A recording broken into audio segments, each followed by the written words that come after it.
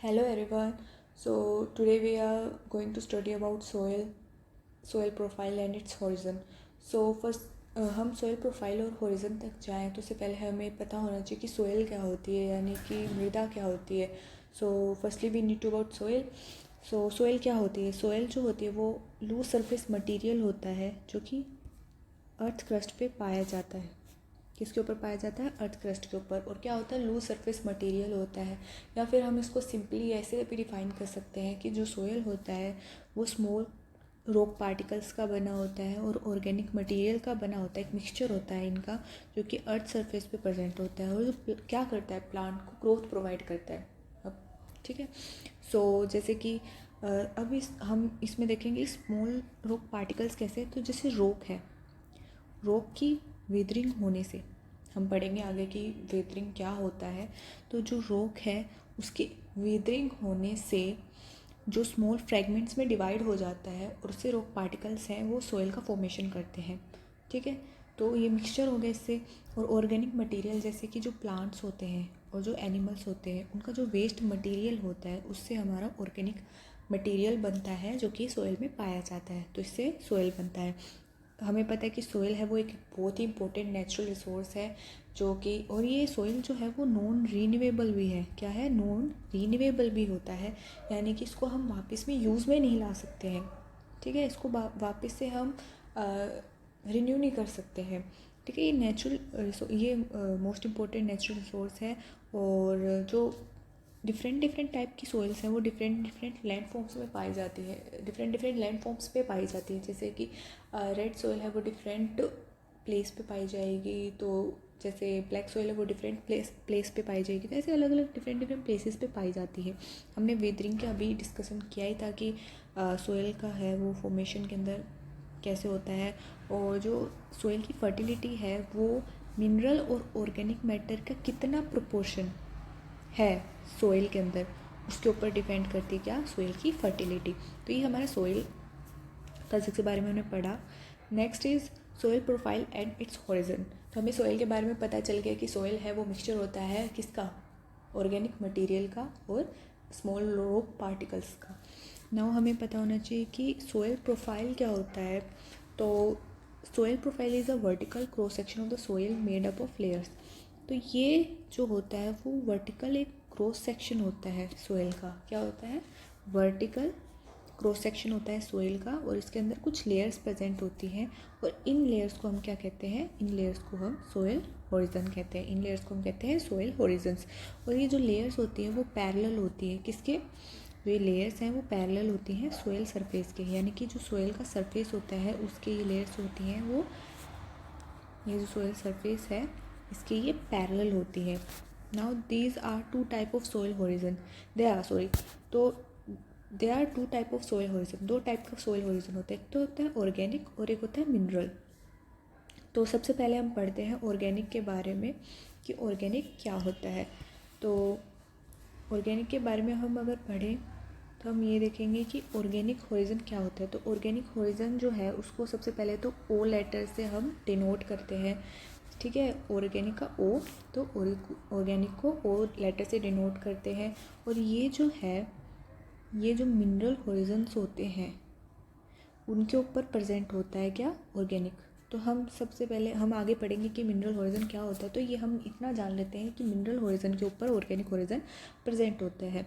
ये जो है वो प्लांट एंड एनिमल मैटर से, यानी कि प्लांट और एनिमल की जो वेस्ट मैटर होता है उससे ये बनता है डीके होने के बाद, जो कि एक बायोलॉजिकल एक्टिविटी है. तो उससे हमारा ये बनते हैं. और अब ऑर्गेनिक होरिजन भी दो पार्ट्स में डिवाइड है, यानी कि सब divided into two horizon. First is O I and second is O A. Okay. तो सबसे पहले हम जानते हैं ओ आई के बारे में. तो ये अपर मतलब अपर लेयर पर होती है तो वो ओ आई होरिजन है. और जो लोअर लेयर है उसको हम ओ ए होरिजन कहते हैं. तो ओ आई जो होती है लेयर ऊपर वाली, जैसे कि हम बात करें ये है ऑर्गेनिक होरिजन. तो ऊपर की जो लेयर है ये वाली, ये तो है ओ आई. नीचे वाली जो लेयर है इसको हम कहते हैं ओ ए. यहाँ पे क्या होता है? ऑर्गेनिक मैटर प्रेजेंट होता है. ठीक है. क्या होता है यहाँ पे कंटेंट डिकम्पोजिंग, यहाँ पे ऑर्गेनिक मैटर है वो डिकम्पोज होता है, डीके होता है, क्या होता है डीके होता है, और यहाँ पे फिर वो ह्यूमस बन जाता है। ह्यूमस ब्लैक कलर का होता है और ऑर्गेनिक मैटर थिकली प्रेजेंट होता है यहाँ पे, ठीक है। नाउ नेक्स्ट इज़ हम आगे पढ़ते हैं मिनरल हॉरिजन्स के बारे में। तो मिनरल हॉरिजन क्या होते हैं? फर्स्टली तो ये 4 टाइप के होते हैं मिनरल हॉरिजन होते हैं, ए, ई, बी एंड सी। नाउ ए क्या होता है? ए जो है वो इनरिच्ड होता है विद ऑर्गेनिक मैटर, यानी कि ए हॉरिजन होता है उसके अंदर ऑर्गेनिक मैटर है वो भरपूर मात्रा में प्रेजेंट होता है। क्यों? क्योंकि वो क्या होता है, ऑर्गेनिक जो हॉरिजन है उसके नीचे प्रेजेंट होता है मिनरल हॉरिजन। तो यहाँ पे ए हॉरिजन तो यहाँ पे ऑर्गेनिक मैटर हमें देखने को मिलता है। यहाँ पे लिख रखा है ऑर्गेनिक हॉरिजन के नीचे। ई हॉरिजन क्या होता है? ई हॉरिजन जो होता है वो ए हॉरिजन के नीचे वाला पार्ट होता है।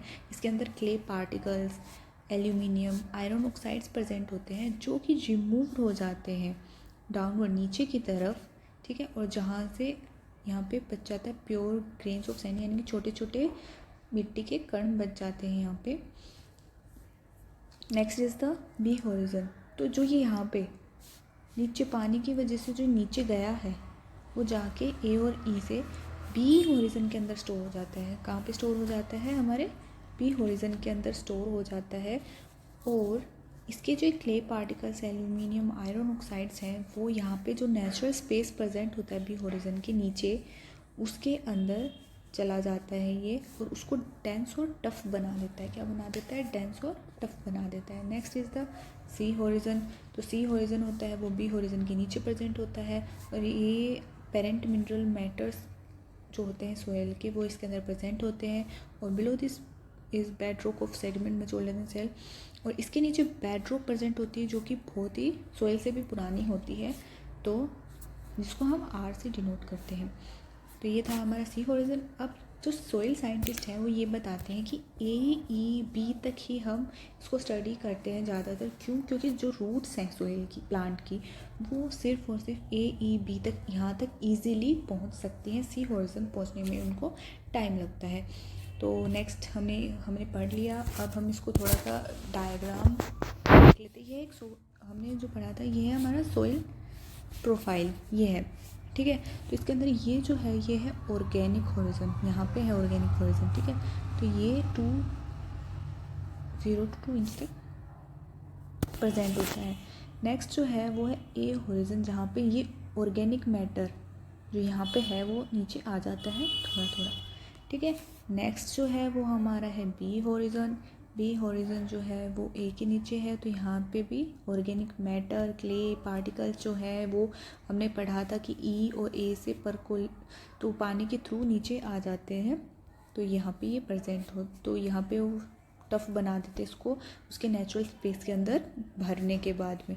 नेक्स्ट इज़ द सी, जो कि बेड रॉक के ऊपर प्रेजेंट होता है, और इसके अंदर क्या प्रेजेंट होते हैं?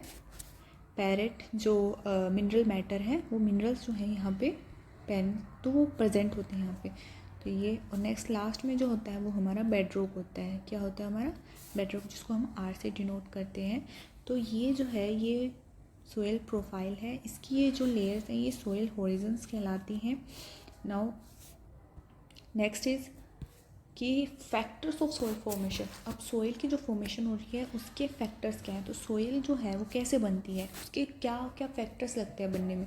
सबसे पहले आता है पेरेंट रॉक, ठीक है। First is the parent rock. कैसे बनता है पेरेंट रॉक, कैसे हेल्प करता है अगर हम जाने तो पेरेंट रॉक ऐसे करता है। पेरेंट रॉक क्या होता है? फर्स्टली तो जो रॉक्स होते हैं जिनसे जो वीदरिंग के बाद में छोटे छोटे फ्रैगमेंट्स बन के सोइल की फॉर्मेशन करते हैं वो होते हैं पेरेंट रॉक्स।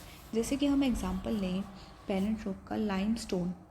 अगर हम लाइमस्टोन का एग्जांपल लेते हैं तो हमें पता है लाइमस्टोन की जो रॉक है वो टूटेगी फ्रेगमेंट्स में, तो वो छोटे छोटे फ्रेगमेंट्स, उनके छोटे छोटे रॉक पार्टिकल्स बनेंगे, तो उसके अंदर कैल्शियम जो है वो बहुत ज़्यादा प्रेजेंट होएगा। क्यों? उसमें कैल्शियम वो ज़्यादा, हमें पता है लाइमस्टोन में कैल्शियम ज़्यादा होता है।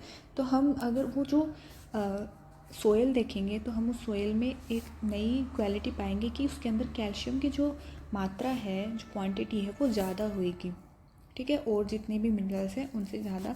तो जैसे कि इसका विदरिंग के थ्रू फ्रेगमेंट में ट्रांसफॉर्म हुआ और उससे हमारे सोयल का फॉर्मेशन हुआ।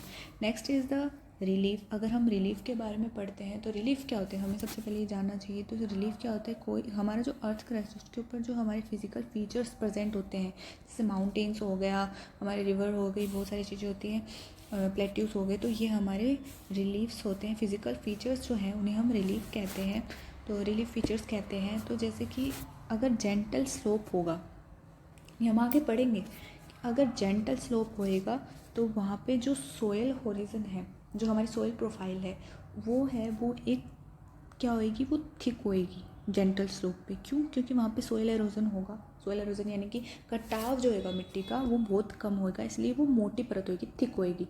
ठीक है। अगर कोई स्लोप होगा यानी कि स्लोप ऐसे, तो अगर कोई स्लोप होगा और वो अगर कोई जेंटल स्लोप ना हो गए, कोई तिरछा होगा, तो ठीक है, तो उसके ऊपर क्या होएगा, मिट्टी का कटाव होएगा, जिसकी वजह से थिक होएगी। क्या होएगी? थिक यानी थिन, थिन जो सोइल प्रोफाइल है वो प्रेजेंट होएगी। तो ज़्यादा कहाँ पे फर्टिलिटी ज़्यादा होगी, वो यहाँ होएगी, ना कि यहाँ पे कम फर्टिलिटी होएगी सोइल प्रोफाइल की वजह से।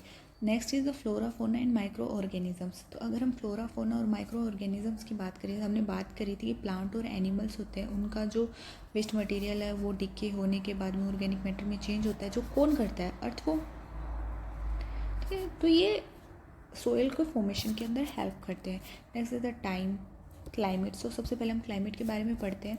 तो क्लाइमेट की बात करें, जैसे कि ये भी बहुत इन्फ्लुएंस करता है। जैसे कि अगर हम प्रेसिपिटेशन, सबसे पहले इसके अंदर हम प्रेसिपिटेशन की बात करते हैं। किसकी बात करते हैं? अगर हाई रेनफॉल है तो आप देखोगे वहाँ पे फर्टिलिटी ज़्यादा होएगी। क्यों?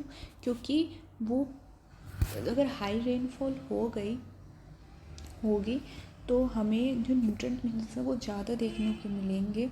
जो रूट्स हैं वो नीचे तक जाके जो वो जो वाटर है वो ट्रांसलोकेट करता है डीप तक, वहाँ तक जाके मिनरल्स न्यूट्रिएंट्स को कंज्यूम करेगी। और अगर हम लो रेनफॉल देखते हैं तो वहाँ पे सोल्ट की फॉर्मेशन हो जाएगी, जिसकी वजह से क्या होगा, सोल्ट की फॉर्मेशन होने की वजह से वहाँ पे अच्छे से जो रूट है वो न्यूट्रिएंट्स मिनरल्स नहीं ले पाएगी, जिसकी वजह से वहाँ पे लैंड है वो अनफर्टाइल हो जाएगी, सोइल है वो अनफर्टाइल हो जाएगी। नेक्स्ट इस टाइम। अब हमें पता है कि सोयल बनने में थाउजेंड्स ऑफ ईयर्स लगते हैं, hundreds of year, thousands of years लगते हैं। क्यों? क्योंकि ऑर्गेनिक मैटर जो होता है उसको बनने में बहुत टाइम लग जाता है। जो ये प्रोसेसेस होते हैं, बायोलॉजिकल एक्टिविटीज़ होती है, उनको होने में बहुत ज़्यादा टाइम लग जाता है। तो जो टाइम है वो डिटरमाइन करती है thickness of the profile also. So next is, हमने पढ़ लिया अब है कि मोर सोइल के बारे में कुछ पढ़ते हैं। तो मोर अबाउट सोइल। तो सोइल, अभी मैंने पढ़ा था कि सोइल टाइम से रिलेट करता है कि according to soil scientist rule of thumb के अकॉर्डिंग क्या है कि 500 साल लगते हैं 2.5 सेंटीमीटर टॉप सोइल बनने के अंदर। ठीक है। Next is soil horizon are thick on gentle slope. जो सोइल होरिजन होता है वो जो जेंटल स्लोप होता है उसके ऊपर तो मोटी होती है, और जो स्टेप स्लोप होता है यानी कि जो तिरछी होती है, टेढ़ी मेढ़ी होती है, उसके ऊपर थिन पतला होता है। ठीक है, जो सॉइल प्रोफाइल होती है। Next is the precipitation controlled translocation. हमने पिछली बार बात की थी कि ट्रांसलोकेशन क्या होता है, movement of material outwards and downwards with in the soil, तो उसको वो कंट्रोल करती है। नेक्स्ट इज द सोइल जो है वो कार्बन डाइऑक्साइड और ग्रीन हाउस गैसेस को भी स्टोर करती है अपने अंदर, जिससे पोल्यूशन है वो थोड़ा कम होता है। और हमें ये भी पता होना चाहिए कि सोइल है वो एमिट्स द कार्बन डाइऑक्साइड। अगर हम इसका अच्छे से यूज़ नहीं करते सोइल का, अगर हम इसको बार बार यूज़ कर रहे हैं, इसको टाइम नहीं दे रहे हैं सोइल को वापस फर्टाइल होने के लिए, तब। Next, it filters and cleans water, पानी को साफ़ करती है, और मिलियंस ऑफ माइक्रोब्स इसके ऊपर रहते हैं। और ये इकोसिस्टम सर्विस जो है हमारी, यानी कि जो इकोसिस्टम है हमारा, उसके अंदर जो अलग अलग सर्विसेज हैं, लाइक कि प्लांट्स का ग्रो होना, जो इपोन इकोसिस्टम, जितने भी इकोसिस्टम्स हैं उसके अंदर एक जो हमारे लाइफ के लिए बहुत ही इम्पोर्टेंट हैं, उनको उसके अंदर हेल्प करती है। जैसे कि टिम्बर है, जैसे कि प्लांट है, ग्रो करा, उसकी वुड बनी, सोइल के ऊपर ही ग्रो कर रहा है क्योंकि होल्ड कौन करके रखी सोइल, उसके ऊपर ग्रो किया, वुड बनी, वुड से क्या बना, हमें टिम्बर मिला जो कि हमारे यूज़ हो रहा है, वाटर क्लीन करके दे रही है। There are so many works in which जो सोइल है वो बहुत हेल्प करती है। तो आज के लिए इतना ही था। आई होप कि आपको आपके एग्ज़ाम्स में बहुत हेल्प करेगा। Thank you so much. आगे मिलते हैं दूसरे लेक्चर्स में।